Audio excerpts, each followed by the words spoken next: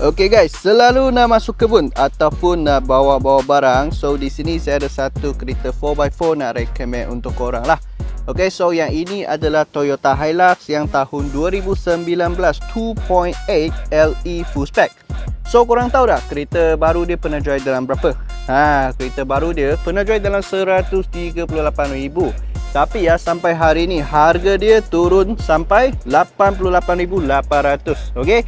Yang ni harga on the road without road tax dengan insurance.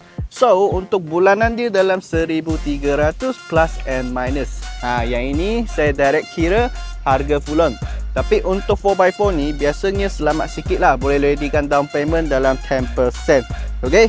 So korang boleh tengok untuk full spec ini depan dia memang banyak aksesori lah. Seperti grill dia. Okey, lampu projector, DRL dan ada juga fog lamp. Fog lamp dia nampak memang sangat-sangat cantik. Okey, muka dia memang sangat garang tau. Dan tengok rim dia pun sangat special. Yang ni sport rim original. Bunga tayar dia macam kurang cantik sikit lah, tapi at least boleh pakai lagi setahun lah saya tengok. Okey, tepi dia ada lagi side step. Yang ini senangkan family anda naik turun kereta lah. Alright. So untuk design belakang dia tak perlu cerita lebih. Memang boleh letak barang. Dan sini ada satu bar yang sedia lah, boleh ikat yurang punya barang dekat sini lah. Okay. So yang most important punya, kita kena tengok interior dia. So tengok interior punya ruang actually pun kira luas. Okay. Dashboard dia tengok, cantik-cantik punya. Owner, boleh kata owner sebelum tak ada pakai kereta ni kasar-kasar lah. Dan tengok leather dia still cantik lagi. Tak ada kata ketuk-ketuk ataupun ada koyak ke.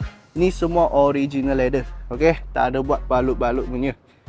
Tengok dashboard pun sudah tahu punya owner sebelum ada jaga kereta. Dengan sini tengok tak ada scratch-scratch yang teruk-teruk. Okey. So dia punya original radio system pun ada juga. Yang ini siap dengan reverse camera lah guys. Okey. So dia punya gear sini ada lagi semi auto, ada eco mode, ada juga power mode. Okay, so untuk Toyota Hilux ini, jujur cakap kalau you orang duduk kat belakang, actually boleh rasa selesa jugalah. Tapi yang kerusi dia ni ada lurus sikit. Dia ada stretch sikit. So jalan jauh mungkin ada sikit-sikit tak selesa lah. Tapi yang penting dia punya sofa mah. Dia punya sofa pun sangat soft. So duduk sini tak sakit belakang lah. Tapi kalau jalan jauh mungkin akan rasa penat sikit. Okay, so sebelah driver seat dia, kerusi dia ni ada electric seat lah. Boleh adjust. Push start button pun ada juga. Dan yang most important, steering dia ni tengok, multi function steering, ada cruise control dekat sini. Dan steering punya leather pun sangat cantik lah, tak ada kesan kuku ke apa. Semua cantik-cantik punya condition ini. Okay. Dan dia punya meter ni tengok, dia punya meter ni sangat cantik. Dia mechanical punya. Okay, mechanical punya meter design lah. Right. So kawan-kawan, kalau korang tengah cari kereta 4x4, bajet korang memang tinggi, boleh cuba ambil yang ni lah, Toyota Hilux. Condition pun banyak cantik juga. So kalau korang minat, boleh komen dekat bawah ataupun PM saya terus.